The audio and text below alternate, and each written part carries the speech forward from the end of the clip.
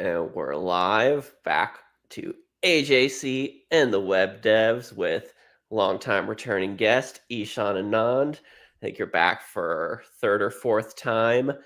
How you been? Good. I'm even losing count. So thank you for having me again. Always great to chat with you, Anthony. Yeah, I think we Yeah. had you on around this time last year because we have this AI Engineer World Fair. Is that what they're still calling it? That is, yeah, it's the AI Engineers World's Fair run by Swix, who a lot of folks in web development probably know from a lot of his JavaScript days.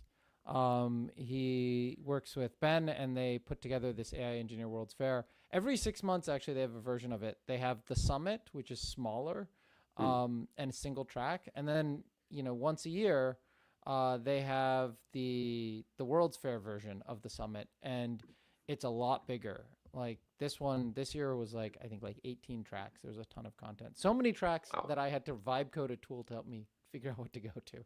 So yeah, Yeah. No, that's cool. That's one of the things we'll talk about for yeah. sure. How are things just in the life of Ishan? And for people who don't know you, how do you describe what you do these days? Yeah, so I'm an AI consultant and educator. Um, in consulting, I usually advise startups on roadmap strategy. I also do training, hence the AI education, usually around helping folks who are web developers understand how models work on the inside. So that's why I have this JavaScript implementation of GPT-2. I teach that online at Maven.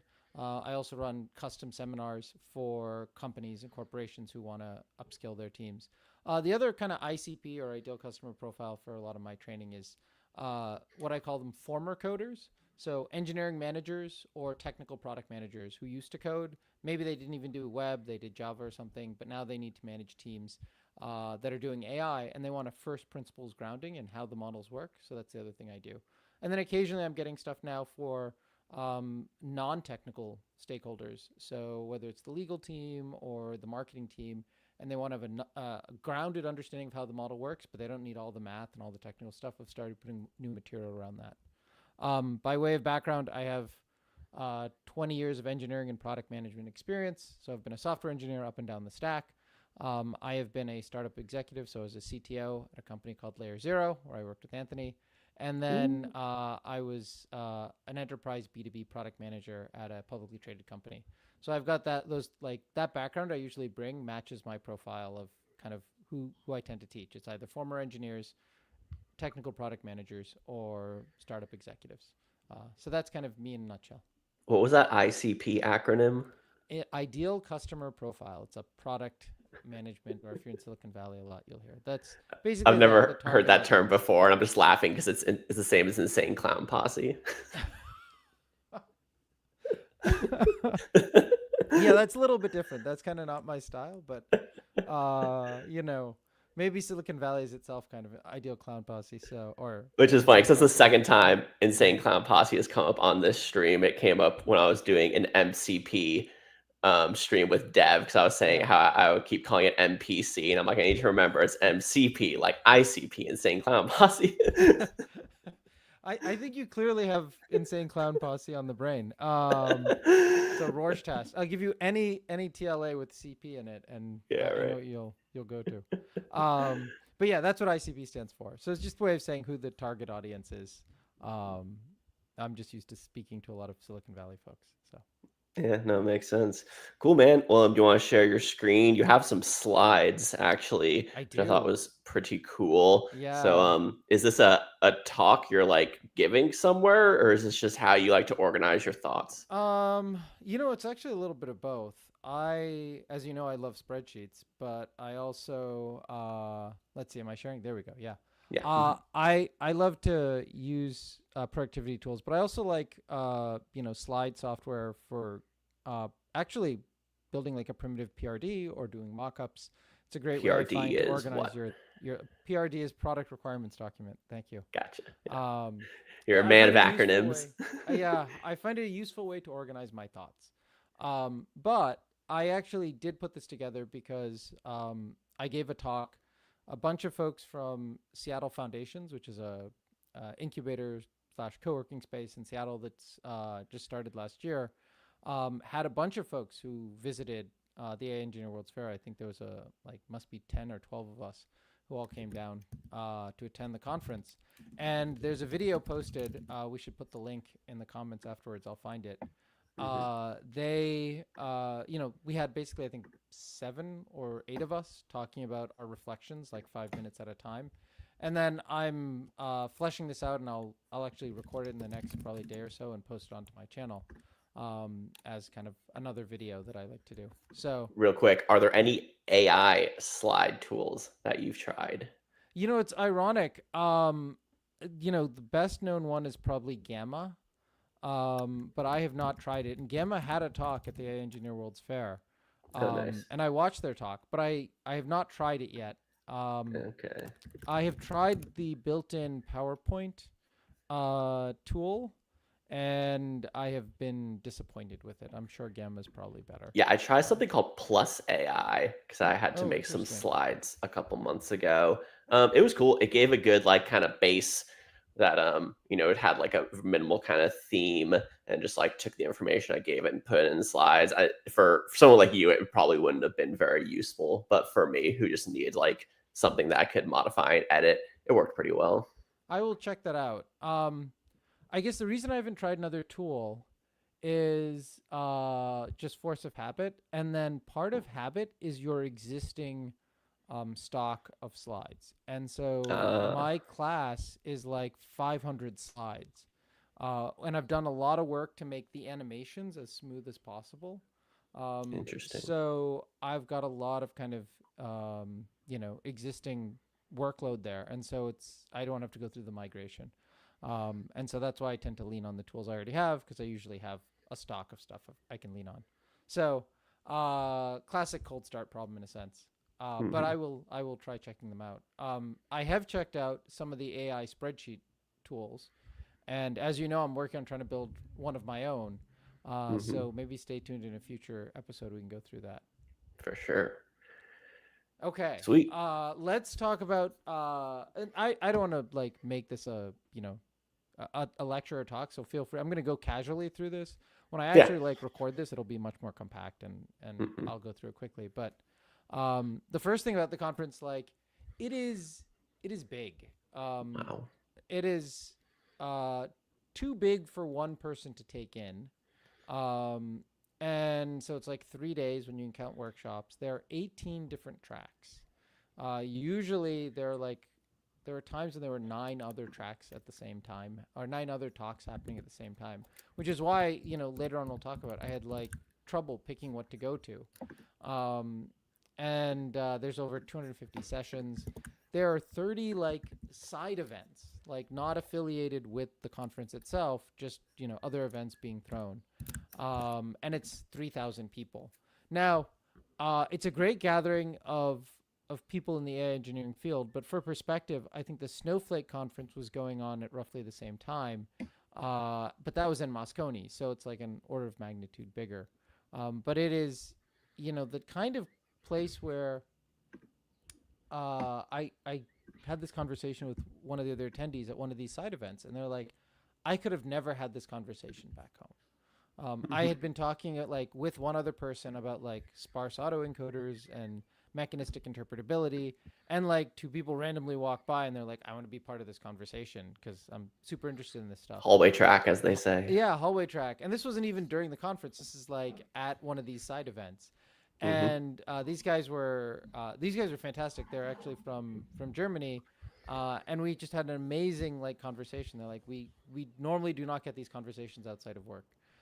So that is one of the great things about the conference, is to just get that hallway track feel, get the energy of all the builders and creators. The other thing about the conference I like to say, though, is it is not like a research conference like NeurIPS. Like research conferences all the way over here. There we go in the camera.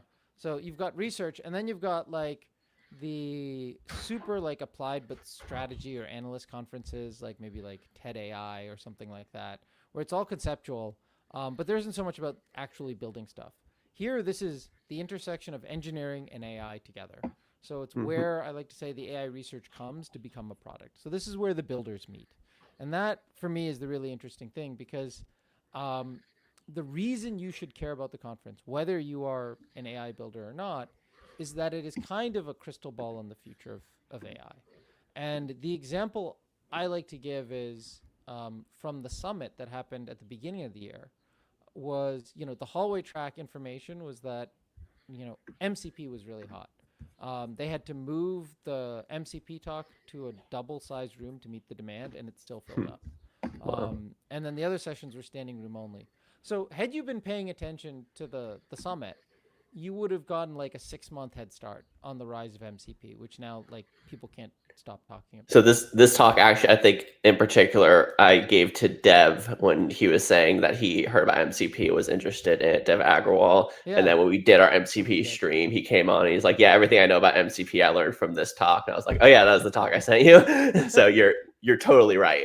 Yeah, I mean, so and it's the place to go. Like, if you want to think of a surfing analogy, it's the place to go if you want to find the wave to ride, right? They're not Mhm. necessarily building it, but they help catalyze it, and then it's the thing you want to ride. So that to me is like one of the most interesting takeaways. And in retrospect, I did not attend the conference the way I keep saying I should attend the conference, which is I go to one room, and then I 10 minutes later, no matter how good the talk is, I go to another room just to see how crowded it is, and then visit essentially as many rooms as I can in that like hour block. And some of these talks are only 20 minutes. So I can just Mhm. see get the signal as what is the most exciting thing, like see what those trends are. I did not do that. I really You want could somebody to probably do that. Yeah, go you ahead. could probably do a similar thing once they're all online, looking at like a view count. Yes. Well, when they're individually on view count, yes. It they don't always so they basically will uh what do I want to say? They'll slowly release the videos. They have the Yeah, because live right now streams there's up. like an 8 hour long single video of everything, I Exactly. think. Yeah. And so right now, if you want to watch it, you have to watch the whole stream. Mhm. And so, or if you go in the site, so it's hard to kind of get the early signal unless you go Mhm. there and you're getting a feel from either talking to people or looking at what rooms are packed. Um, but you know, that being said, I would say the three themes that emerged. I don't think there was anything that was matched the MCP moment. Let me first say that. Now I wasn't actually there in February. I unfortunately had a family conflict. But my feeling was there wasn't. I put a tweet out actually asking a bunch of people if they thought there was an MCP moment. But I would say there were like three things that were signals. The first one is the coding agents. Technically the track is SWE agents, SWE, so software Software engineer. engineering Yeah. agents. So agents that are writing code. Hmm. That was their biggest room, as you can see here. And he says there's no greater signal at an event that had 9 competing tracks for attention at the same time. And in particular, this was the Claude Code session. I Hmm. heard a lot of people talking about it. But I'd just say SWE agents in general, that was the most packed track. So that's thing number one. My impression from unscientific polling people after the fact is that the other two themes that you'll probably be hearing people talk about, 6 months from now, were Sean Grove from OpenAI. He gave a talk called "Everything Is a Spec," and we'll talk a little bit more about this in my recap. Wait, Sean Grove works at OpenAI now? Yes, maybe the same Sean Grove you're thinking of, or maybe not. The GraphQL Sean Grove? Uh, I do not know. Interesting. I'll have to. Yeah, no. Oh, I had no idea he was working at OpenAI now. Let me I just check think his LinkedIn to make sure we're talking about the same one. Um. Okay, yeah, no, I don't think it's the same Sean. I think it's a different Sean Grove. okay. So the theme of the talk was really that um, the importance of specifications, especially when we've got AI writing the code for you, is now the spec is more important. In fact, this is why evals are now more important. It very much aligns with some of the work I'm doing myself, and I felt like it crystallized a lot of concepts I had been doing, and I just hadn't articulated as well. One of the things, for example, I now do when I check in code is I check in the prompt, and like in the description isn't like what happened. It's like here was the prompt I gave it, and that's the code. And one of the things he talks about is like we throw the prompts away, and he has this great analogy. I don't have the slide for it, but that's like version checking in the binary and throwing away the source code. Hmm. Like the thing that's actually the source of truth is now the spec. And I'll talk a little bit more about this in a little bit further on in the talk. The other one that I thought was really good and we'll hear a lot of people talking about, and I heard a lot of people talking about afterwards, was Cursor for X. I already started hearing people talk about that. I think we'll hear a lot, like you used to hear people like, this is the Uber for X. You're now Sure, going to yeah. hear the Cursor for X. And she outlined what that recipe looks like, and I think a lot of people will take inspiration from that. If you're trying to get like a broad view of like the trends, I thought these two talks were really good. The first one was the State of AI Engineering Survey. So they do a survey, just like the State of JavaScript, and they ask a variety of questions from engineers.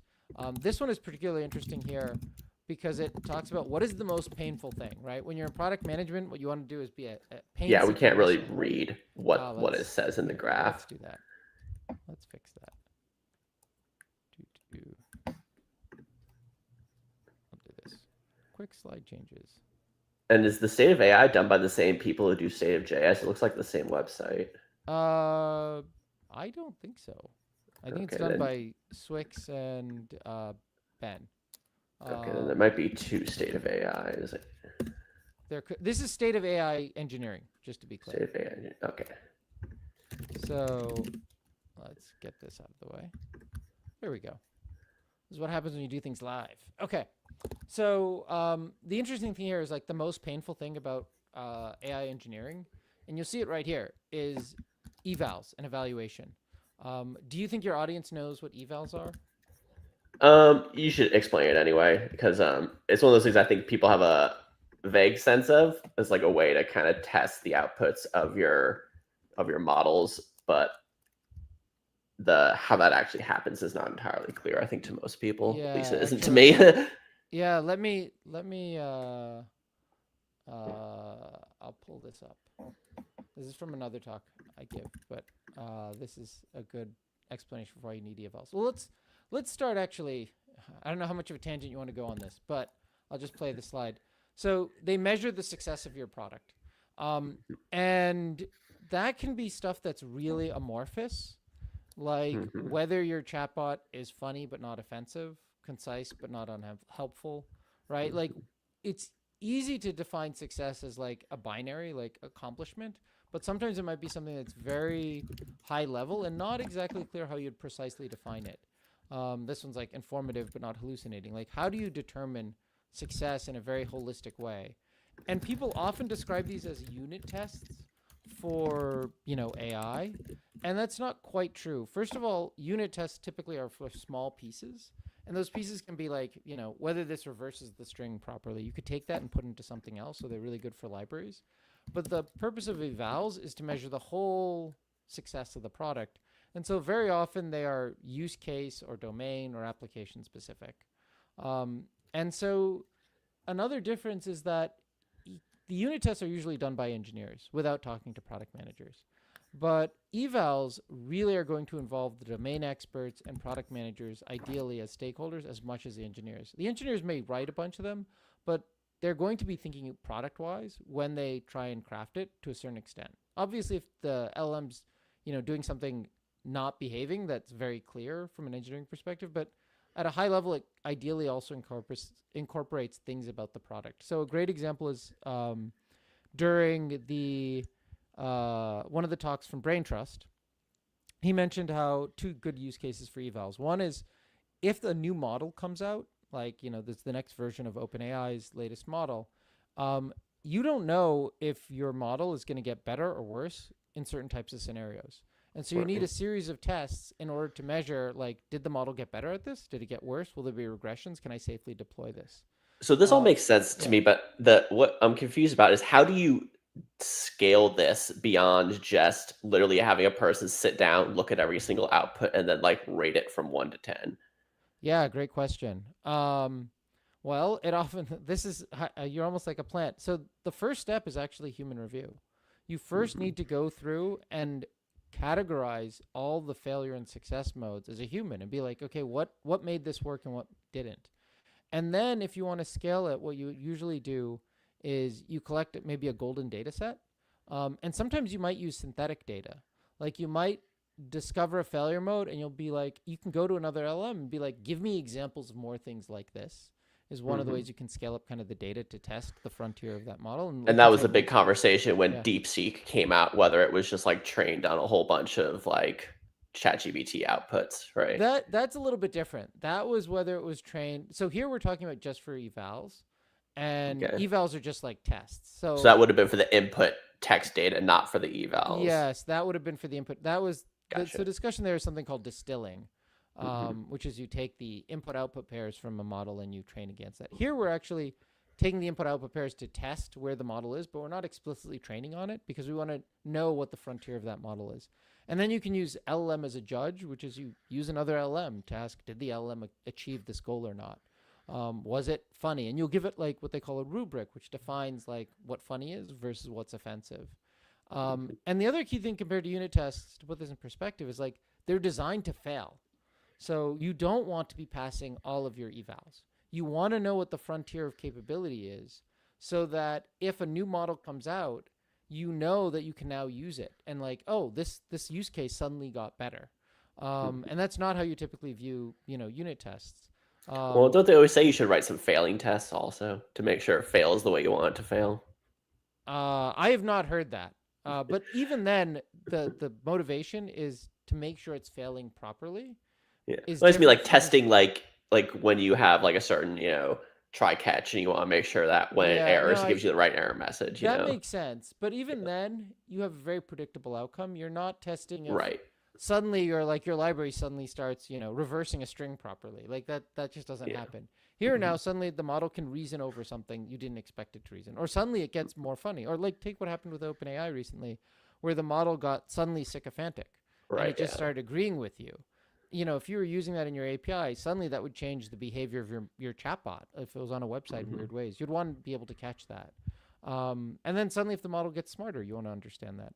The other good example for this that I think makes it concrete is like anytime you get like a customer support request, think about, and this was again in the Ankur's talk, think about how you might capture that inside an eval. So they're really tied to kind of product feedback. And the guide to definitely read on this is Hamel Hussein. His thing is like look at your data. You asked how do you do this at human review. The first step is to look at your data.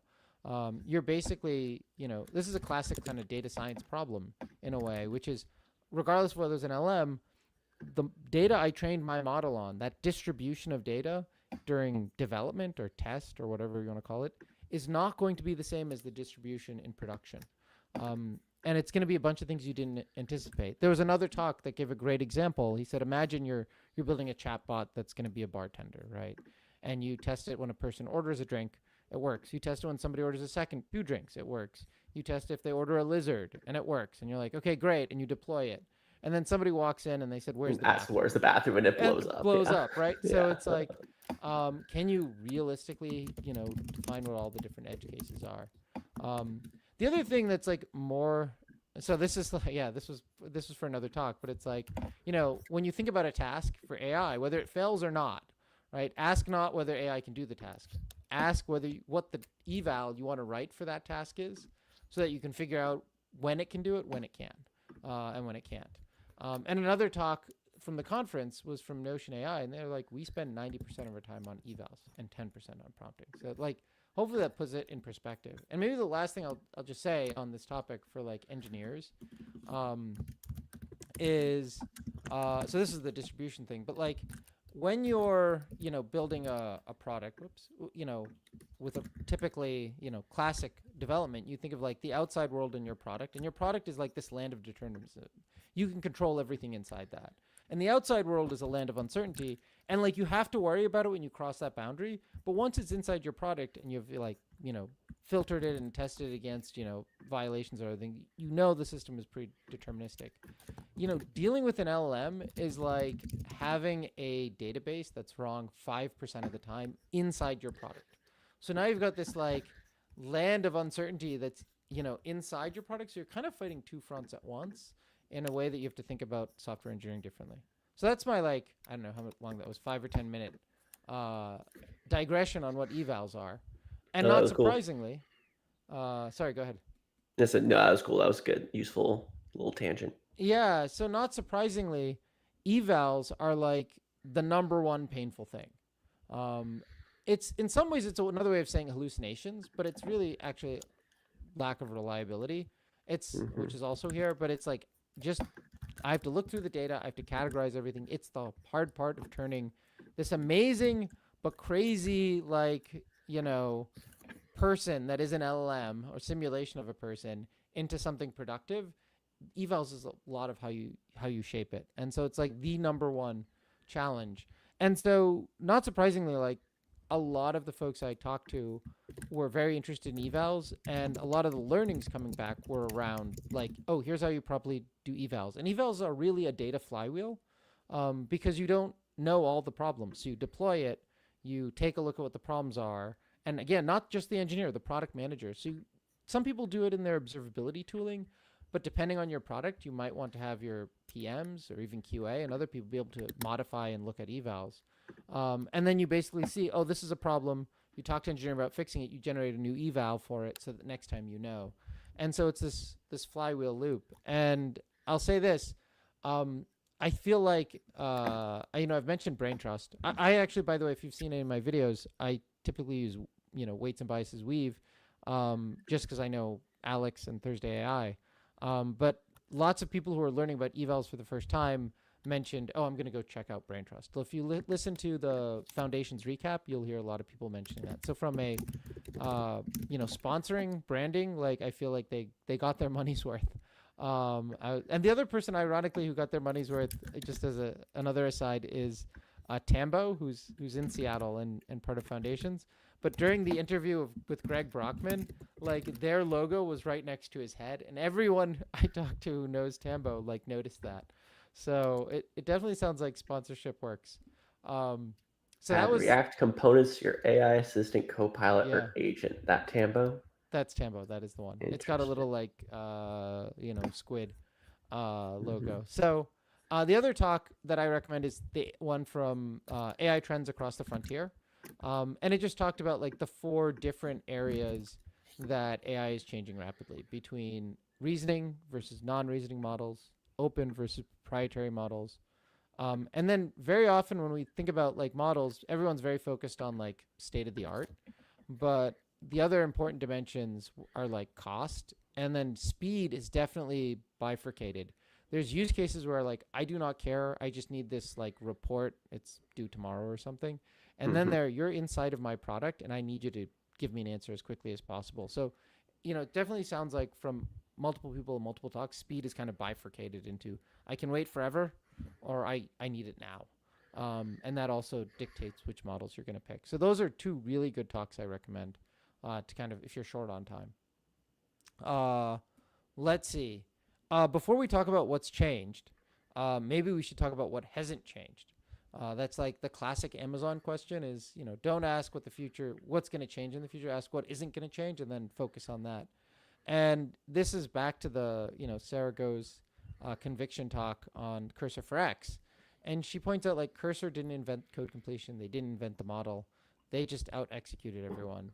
And so she said execution is the moat. My only like hot take on this is execution has always been important. And to say execution is the moat is to basically say there are no moats. It's just competition can come from anywhere. It's drawbridges everywhere.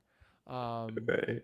but like either way you phrase it, the point is to be provocative and to get people realizing how important execution is. Cursor And is a good example though, because you think about it, like the first real use case for ChatGPT or for GPT, even before yes, ChatGPT, was Copilot yep, in VS Code, yep. which should have been how everyone did things. The fact that Cursor could come in and usurp that at all is pretty impressive. It's exactly the point. I mean, we're talking about the first PMF use case before ChatGPT, as you point out.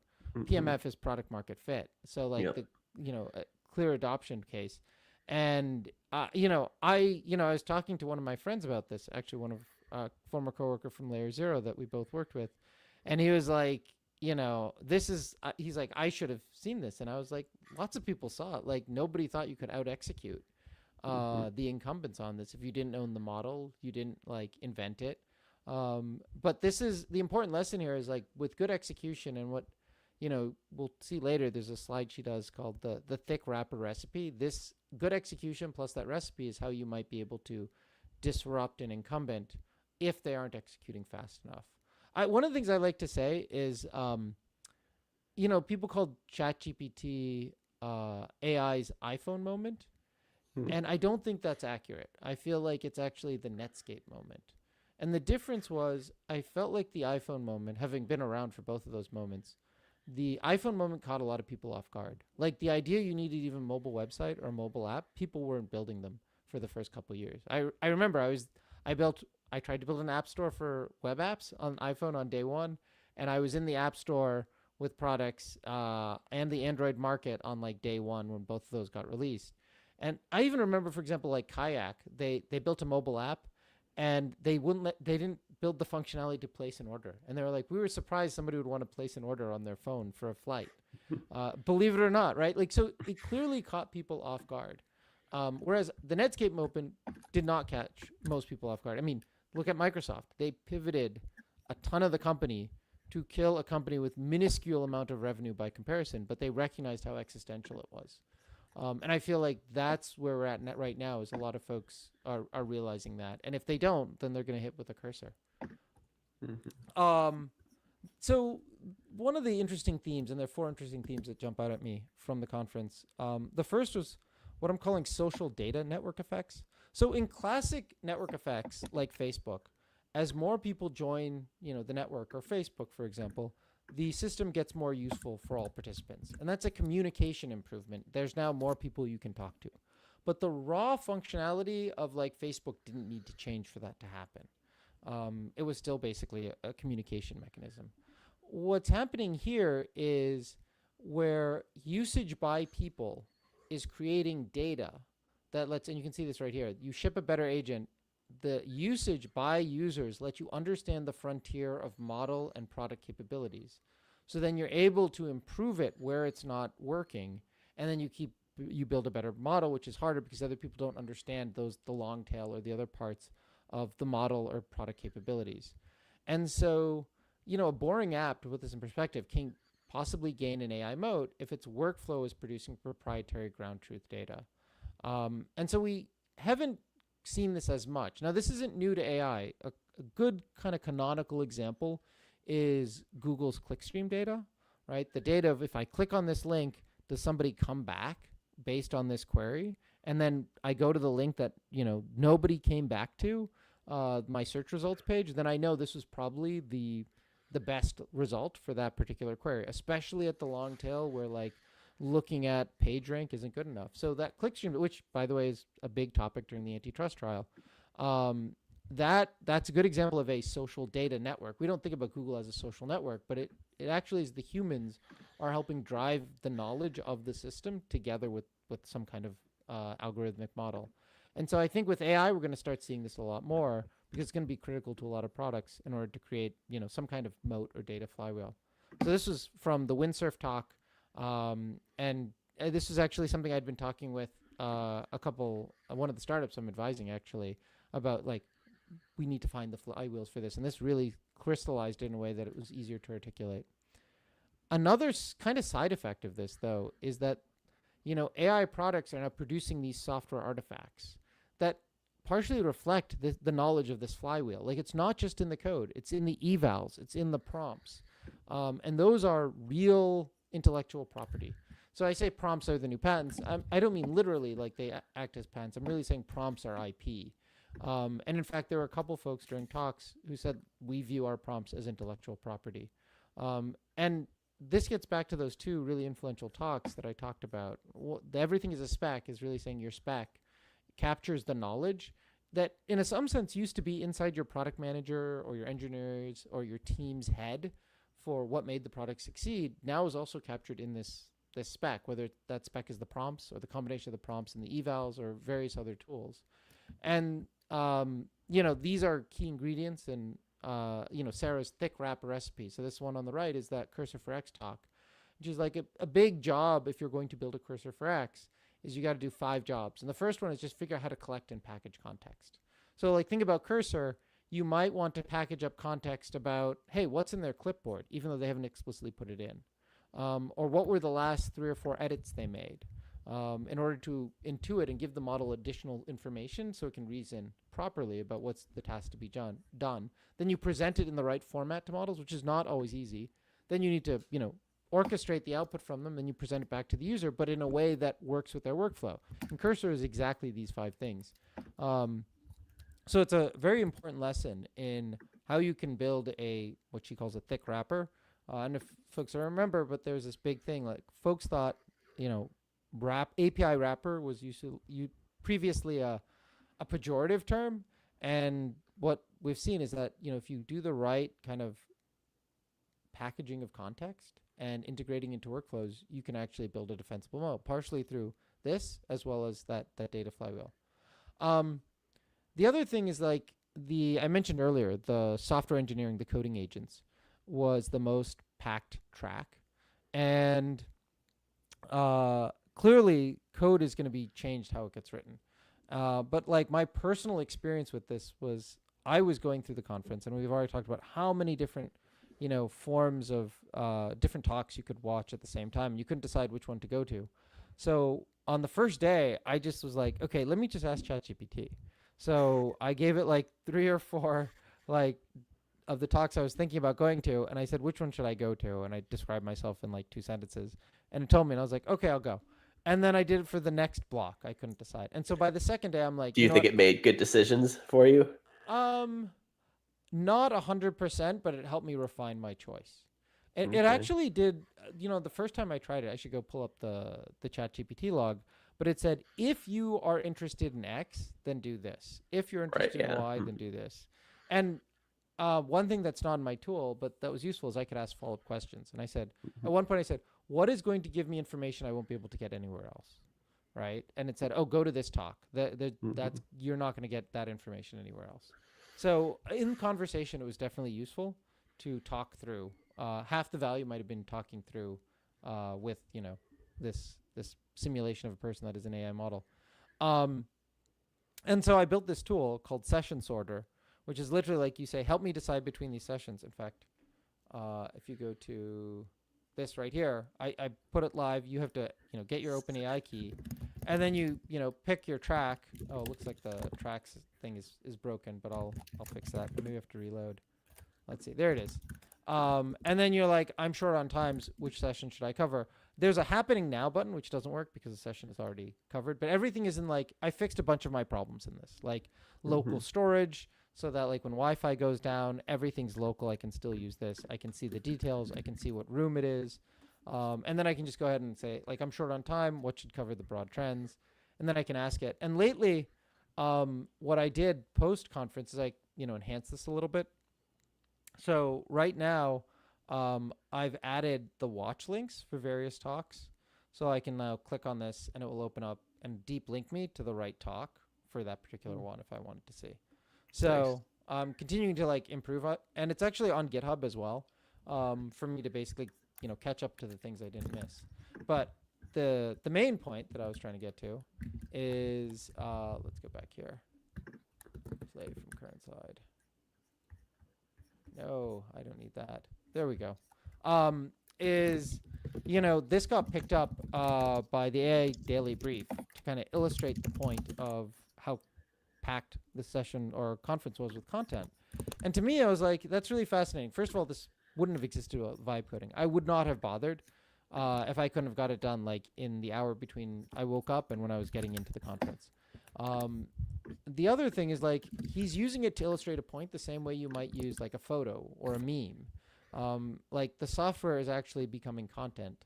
And so my hypothesis is as the level or effort goes down for building software, we should expect it to become content from influencers and blogs, just like we expect them to put out tweets and blog posts and videos. So I think, we should expect content creators to also eventually become software creators. I think Every is a good example of somebody trying to do that right now. I'm trying to do that in my own content creation. Yeah, Every has really good interviews. I've enjoyed his stuff. Yeah. So I'm working on my Patreon is both a mix of software and content. Do you have much gated content? behind your Not yet. Patreon? I just launched the Patreon right at the week of the conference, so I'm Okay. not. I will have, but not yet. What's What I'm going the to have is what are the tiers? there's only a monthly tier, and then Uh-huh. a semi-annual. If you sign up for the semi-annual, you get my course at a discount. Okay. The gated content is going to be like a voting board where people can vote on what they want me to cover, and I'll give them a conference quality talk on it. And then I'll present the talk, and they can ask questions, and so you get to talk to a human who dived in deep on it and answers your question on what you're really interested in the AI space. And then I'll also have like office hours and other content like that. I'll also probably be gating some of the software behind that. Right now, you can run my GPT-2 implementation, but I might do other ones that I might gate as well. So Okay. that's yeah. Is this the Ishan 137 URL or is No. that someone else? Okay, Oh, that's what. if you Yeah, go I to spreadsheets are tried all you need, googling. yeah, you just hit Patreon.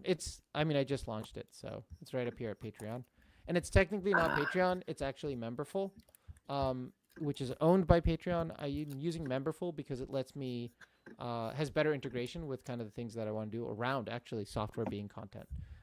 It's a lot more flexible, and it's not just really about the classic things Patreon is about. So Interesting. Okay, so then this is the link yes, that people want. Let me throw this up on the screen. There we go. That's a mouthful, but it'll be in the descriptions as well. I might just change the name from spreadsheets. All you need. It is a mouthful.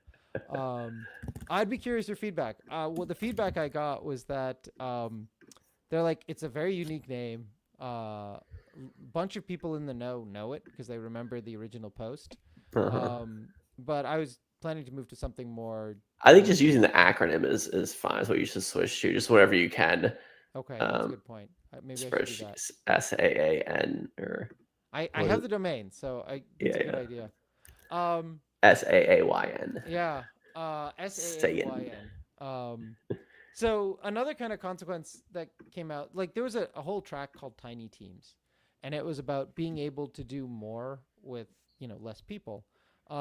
But really, actually, I think the underappreciated team building track was this one on building a modern team in the enterprise, and he spoke about like who you should pick when you build out your team. Um, and I really like this Ampère's wager. He's like, you have a $5 million budget. Who's on your team? You've got nurses, army vets, insurance pros, a designer, and then it's like the top engineer at OpenAI, the number two engineer at OpenAI, the number one engineer at Anthropic. Um, and so this is, I think is a really important point because when people first start getting involved in AI and they don't know much about it, they don't realize um, how much easier it's getting to build AI. It's becoming to build AI products, and you can just the focus is not the model; it's on all the other things that Sarah talked about in her talk, more so than it is on the model. And so you may not need as important like deep technical skills, at least in AI, as you need domain expertise. And I really like this framing in this slide right here, which is like a weak technical loop means a lack of technical execution, but a weak domain loop would mean you never find product fit. And one kind of spicy way I've kind of rephrased this is, imagine you're building an AI team or AI product, and you've got two resumes on your desk. One is like Andre Karpathy, and the other is Amanda Askell. It's like, who do you hire and why? Or imagine, you're trying to decide, should I buy Noam Shazir's company and Noam Shazir for $3 billion, or do I buy, Johnny Ive, which OpenAI did for $6 billion? Why do those acquisitions make sense at those prices? Mhm. And so, if you look at all four of these changes, to me, there's essentially the same underlying root cause, which is that software, the manufacturing of software, so to speak, is undergoing a value chain disruption. So the pieces you need to put together to build software products is changing. And it used to be programming or writing code was a big part of that. And there's a theory called the conservation of attractive profits from Clayton Christensen, the same guy who came up with Innovator's Dilemma, which is when you've got a value chain and one part gets commoditized, and what ends up happening is the value moves to other adjacent parts. And so what you see is like prompts and evals becoming the new piece of IP is somehow that coding is less important and now the prompts have more value. Hence, everything is a spec, right? The idea of software as a content is again saying that the actual coding has gotten so easy. Same thing with domain experts versus tech experts. And social data network effects say that the usage of your product and being able to build an audience are, now as important or more important in some sense than you used to put on the code. And this is from Stratechery. If you haven't read, a fantastic blog from Ben Thompson. But about a decade ago, he categorized this kind of value chain disruption, where you had like Uber disrupting taxis and commoditizing and modularizing them. So originally, cars and dispatch is what taxis integrated together, and these other parts were, hailing and payment were modularized. And I actually remember this very distinctly because before Uber and Lyft came out, I was at the iPhone Dev Camp, and one of my friends, he won one of the prizes at iPhone Dev Camp with an app called Lyft for hailing taxis. Wow. And I talked to him afterwards, and I asked him like, what happened to that? I think this was like 6 months afterwards, and he's like, you know what the problem is? None of the taxi cabs want to work with you. The dispatchers do not. They have a monopoly, and they don't want to break that up, and they don't want to break up dispatch. And it And that's was why it took someone like Travis with Uber to kind of like just barrel in and do it, like essentially usurping the whole taxi industry, and it was very controversial at the time. Yeah. So one of the things that I think Clayton Christensen said, like, the iPhone was not disruptive. Some people have said Uber was not disruptive because from a disruptive innovation sense, the classic definition of disruptive innovation, the precise business one, not did disrupt business, is that it was actually serving an underserved market.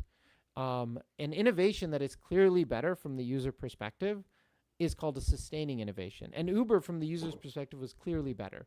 And so, a bunch of business theorists have said Uber maybe it was disruptive to the market, but it was clearly a sustaining innovation. It didn't change the dimensions of it. But I like to say Uber was disruptive from like a regulatory standpoint. They came in and a societal standpoint. And a societal standpoint, exactly. And they kind of commoditized trust in a certain way, which is actually how he describes the next slide on Airbnb. But yeah, they came in and they broke this integration, and they said, hey, we can modularize the cars. That's the underused capital, right?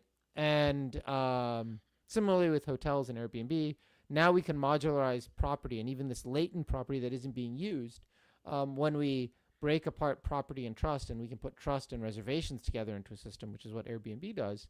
And then the guests will use that, and now we have this latent capital that is now modularized. So this is kind of, again, Stratechery's diagram for how this flows. I gotta say, I don't know what the analogy is for code. I haven't figured out how to draw this for software engineering after. It's kind of my first guess at it. But like the latent capital, I don't know if it's code or spec. I think it might be spec, is all the ideas you thought about creating, but you never got around to doing it. And that's going to pull a bunch of other things with it. So this is still an idea I'm trying to figure out how it maps. It's not clear that aggregation theory applies, but I think the conservation of attractive profits applies as a. Can you say more what spec means in this context? Spec would be a combination of prompts and evals and the stuff that's captured by the data flywheel. So traditionally, we didn't really think of it as much of an asset. It was kind of amorphously inside the head of the product manager, but it was sometimes written down in that PRD. But that's what spec is, the specification for how the code should behave or what the product should be, whereas the code is the instantiation of the product made real as software. Okay, so you're not talking about something like MCP as like a more general spec. You're talking about a spec for a specific thing that you're building. This is the value chain for delivering a piece of software. Okay. It's interesting where MCP comes in. One of the slides that's not here that I took out was whether MCP could be a new avenue for distribution, a new channel for discovery. And there was a couple talks on the agent economy that touched on this. I did not encounter anybody. There's a lot of interest in MCP. I think MCP can be really valuable for maybe instantiating a spec in something other than code, or it might modularize code additionally. But I'm also curious about MCP as a distribution mechanism. Can you acquire new customers through agentic interaction? And that's really nascent, but one of the areas that I'm watching. Very cool. Yeah, you should check out the Goose stream I did a week or two ago. It's very interesting. Okay. I will take a look at that. Um so yeah, this is one of the many, but if you're going to start, I'd say if you want to understand like the conservation of attractive profits and aggregation theory, which was created by Ben Thompson. Yeah, I was subscribed Yeah. to Ben's newsletter for a long time, and Yeah. I would never read it because they were so long and dense, and I would have a hard time processing them.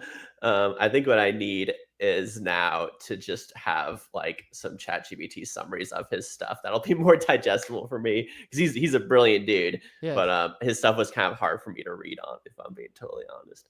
And I would say if you go back to his site, he now has he's got a bunch of stuff on aggregation theory gathered together. What was really interesting is he had written this analysis of Netflix, Airbnb, and I think Uber, all within the span of a couple weeks.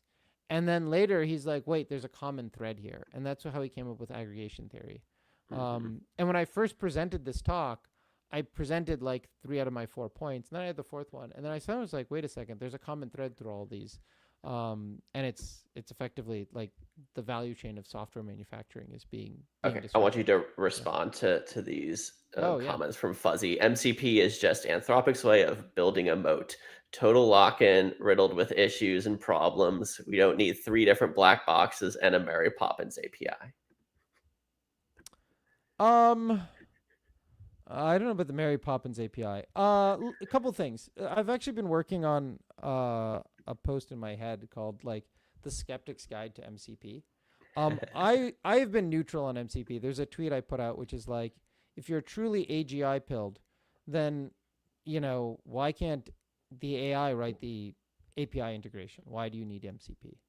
Um, so I'll say a couple things though. There's something there. Like you don't theoretically even need an API. You could go write a web crawler to grab stuff from a website and interact with it. In fact, we used to have a service at one company I worked at that was called a synthetic API for businesses that needed to build a web app, an iPhone app or an Android app, and they had no APIs. We would create what we called a synthetic API after the existing functionality. But clearly, doing it as an API is cleaner and better. And I think the same is true with MCP. Um, I I do agree that there are some issues. Like my biggest concern with the original implementation was that it was not compatible with serverless. They have fixed that, and they're continuing to iterate on that. And I think that's part of the reason you're seeing the bugginess.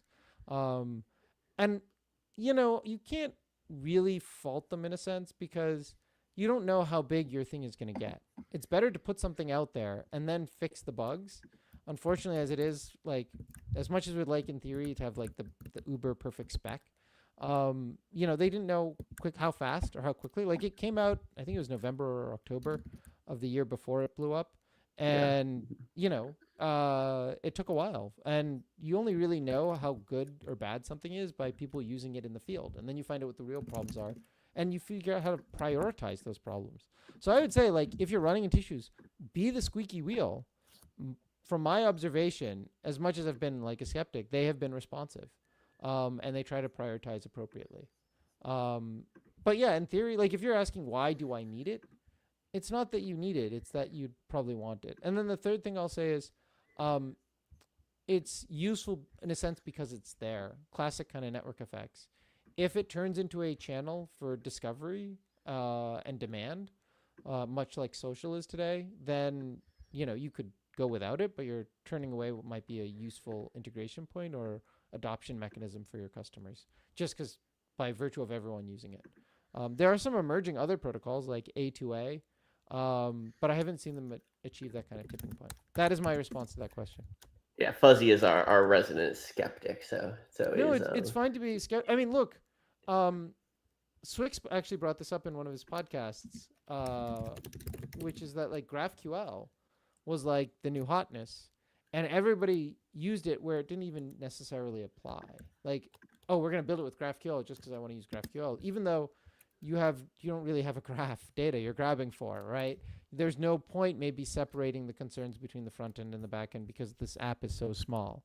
Um, and so there's definitely some danger in that, but I don't know if you can put that. That's going to happen to anything that gets popular, I think. So, So, anyways, that's my answer. Cool. We only have 20 minutes left, so I want to just make sure we're keeping on Yes. track. We're going to hit all the things we wanted to hit. Yes. But real quick, Nick is saying my old coworker Lori, who works at the Llama Index, I think, now talked about all the protocols at MCP Dev Summit, MCP versus ACP versus A2A, Yes. comparing agent protocols with Lori Vostrom. Okay, yeah, cool. Also, I'll put that in the show notes. And then Fuzzy says more on the baseline systems and the use of resources and the black box behavior that is proprietary, the nature of access and permissions. Wait, I didn't get the last one. Say that one again. I think he's might be. I'm not sure if this is done because it ends with a comma, but it says it's more on the baseline systems and the use of resources. The black box behavior is proprietary, the nature of access and permissions. Yeah, I'm not. I think he's going off of what he was saying before that. It's kind of lock in and black box kind of thing. I don't know if that's. I mean, LLMs in some sense are inherently a black box. Like, I've rebuilt the whole thing in JavaScript, and I still feel like there are parts of it that are black box. Even the experts don't know how it fully operates. There is a point if you feel like there's. I don't know if there's lock-in in the sense like, almost every other major LLM provider has announced they will support MCP. But there is a sense in which it's in the LLM provider's interest. There's no doubt there. And then like they introduced this thing called sampling. And it's basically saying for like every task, you've got this one Uber LLM that model that is going to answer all the questions. Like even if you've got a chain of agents, the server can ping back and say, oh, Uber LLM that's managing everything, can you run this LLM query for me? So there's in a sense where you might architect a MCP, structure in a series of agents and tools and clients and servers where they might be distributed, and you could still do that. But it just does have a capability that does try to centralize to one Uber module, or model. But like sampling isn't well supported even right now. But I also think for the customer, like that makes the most sense. Like if I pay for Claude or I pay for ChatGPT, I just want to reuse the thing I've already got. And like if I can shuffle that cost onto the user as a MCP server creator, I think that's easier. I'd rather let them pick the model that they pay for and they trust, or their enterprise or the company they work for trusts. So there's a centralizing element, but I actually think it's in somewhat of the user's interest as well, and it doesn't have to be that way. I don't think there's anything restricting it. Cool. All right. Yeah. So let's check this out now. So yeah, the last thing I'll just say is a huge thanks to Ben and Swix and the crew as well. It was, as always, I think an amazing conference. I was privileged enough to attend last year and attend this year, and looking forward to it being bigger and better next year. So that was the conference. Cool. So what else did you want to talk about in terms of your spreadsheets are all you need? Yeah. So I've continued to make improvements to this GPT-2 implementation in the browser. I think I talked about it somewhat, Yes, we did. Last session. In preparation for my talk at the summit, by the way, there it is. It was how LLMs work for web developers. Maybe I should retitle this to like build an LLM from scratch in vanilla JavaScript in your browser.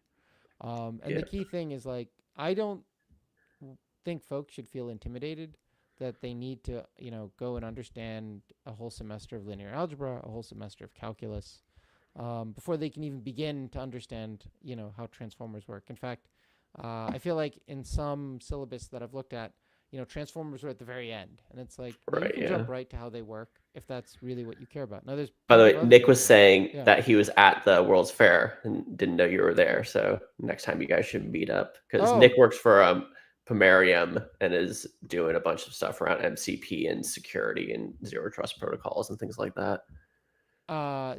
He's like the second or third person I found out was there, and was like, oh, we should have met up.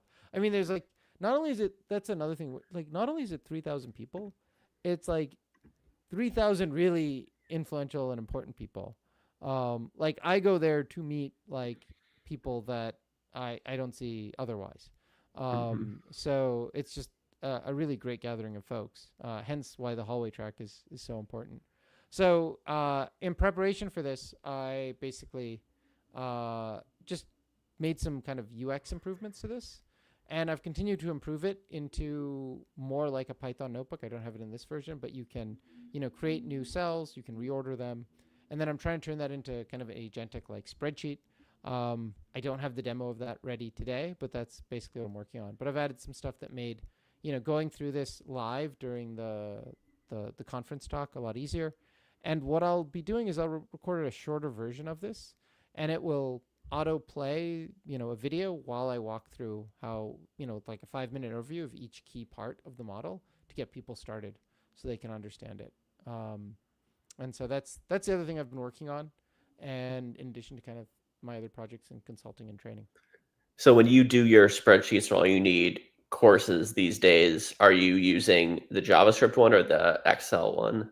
Yeah, it's a great question. So, and the course is up here. When I um, when I use it now with the last cohort, I mostly use the JavaScript one. Cool. I would say the last one I did, which is available, the recordings are online. I did a mix of spreadsheets and JavaScript, depending on what people during the live sessions wanted. Most people gave me the feedback they like the JavaScript one. It's easier. You don't have to wait for things to boot up. I would say unless you are afraid of JavaScript. So the original class, to be clear, was not was targeted more at people who like the technical product manager or the engineering manager. The technical executive who knows code but hasn't coded in a while. And so I was trying to broaden the audience as much as possible. So I used Excel, but I've gone through must be 4 or 5 cohorts now, and clearly the Venn diagram of people who know Excel and want to learn how a model works is very narrow. I did have a Totally. CFO. He's a chief financial officer. He knows Excel very well. Had no background in AI, and he's like, "This was amazing." But there are not that many people like him, and so the people who know JavaScript and want to understand how a model works without having to go learn Python or PyTorch. And if you're just going to be building an AI product and not customizing, actually changing model architecture, you don't have to learn Python if you're just gonna. The rest of the app is gonna be built in, Next and TypeScript. So, but you want to have a good mental model for what's really happening. You don't want to be like feeling like you're on quicksand intellectually. This is what this gives you. It gives you a sense of like how everything works. And so now I've moved to teaching it more in JavaScript. There's a few things that are easier in a spreadsheet, ironically, to show, like this one actually. It's So a if I very can, visual yeah, medium. it's very visual. Like if you want to see, so here Mike is quick, he moves, and you want to break this into like how you want to see how the tokenization process happens. So like here's quickly. This code is not how you would write a real tokenizer right here, by the way, and you can expand this up. Each one of these, this is probably the longest one. It's like 100. Each one of these modules or cells is basically like 20, 30 lines of code. Um, but like this is not how you'd want to write a tokenizer, but it's written in a way that illustrates the point, like how it builds a token from a word. So here's space QUICK for the word quick, and then it's looking at each pair and it's saying, okay, which pair is the most popular in a vocabulary? Oh, it's this one right here. That's the highest number. So then I'm going to just rewrite this word as space QU and then IC together as its own character, its own token, and then K. And then it's going to just repeat the process. So it's going to say, oh, well, what is the most popular, put it into these pairs separated by commas. And then I'll take the most popular one. In this case, it's Q and U. It's got the highest number. So I'll put that together. And this is my new rewriting of it. Eventually, it builds it up to, in this case, it knows it's a whole token. But if I did something like, I don't want to quit, that would have been bad. Re-injury is like a classic one I use. And the other one I use is reindeer.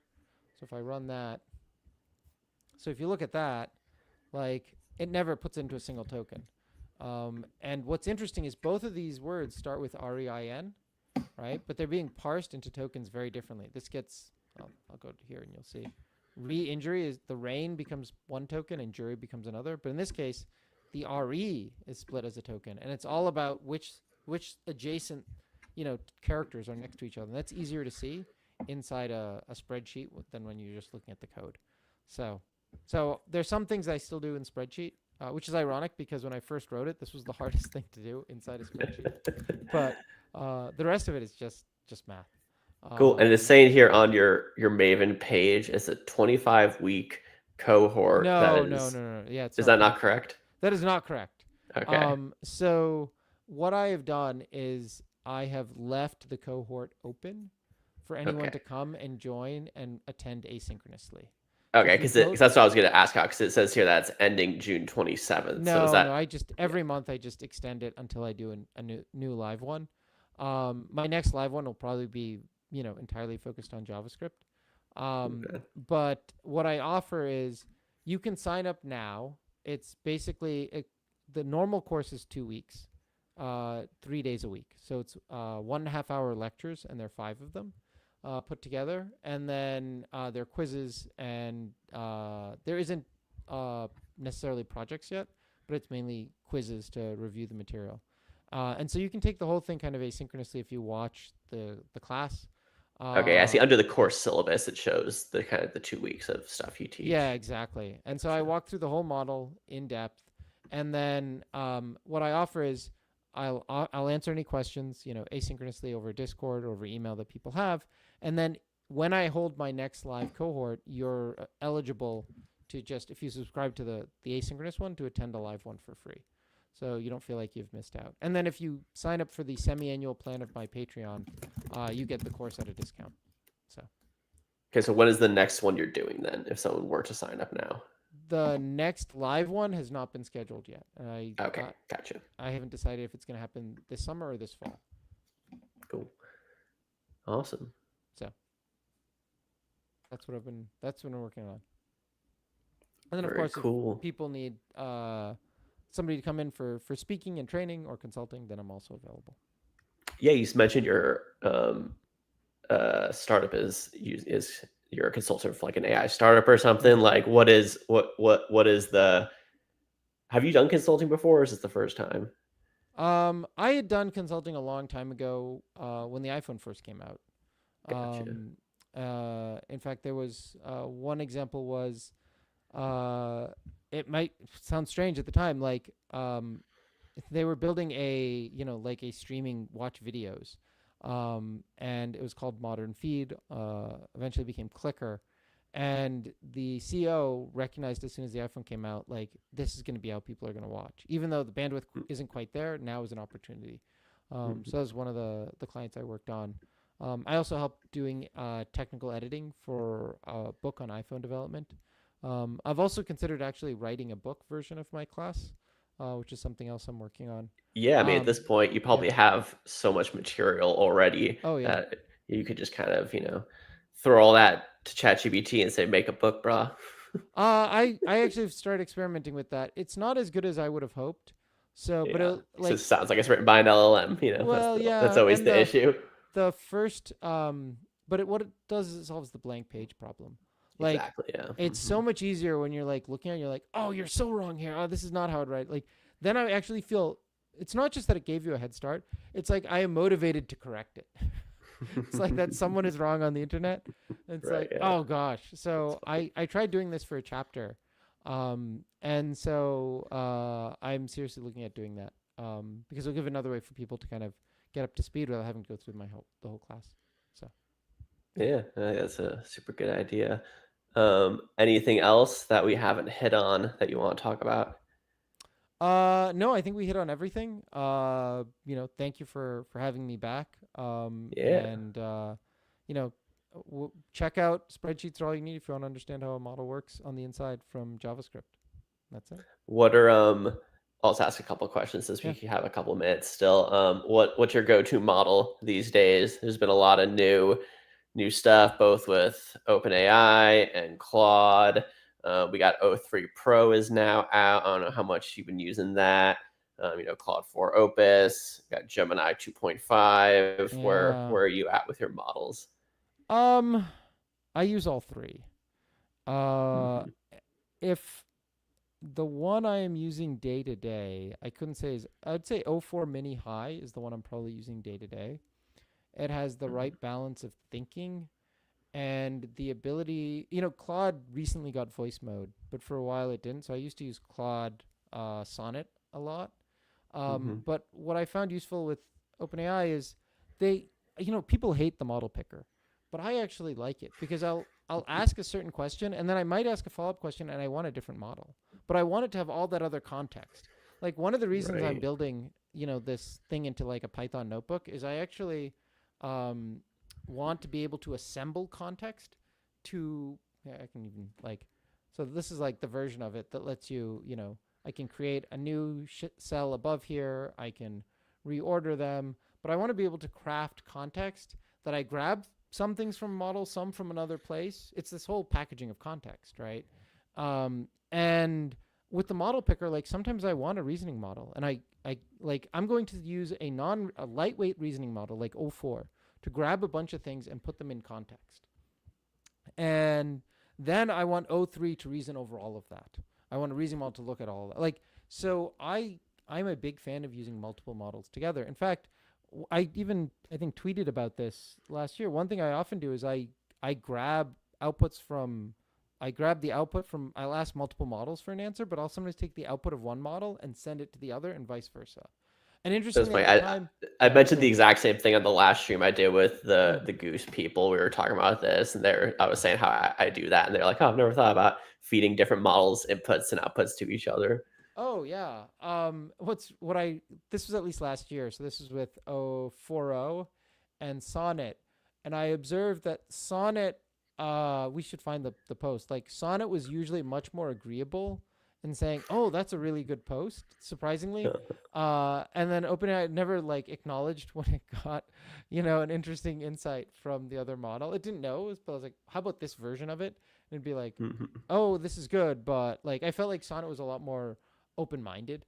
So I Mhm. tend to I go back and forth, and some models had certain capabilities for the longest time that others did not.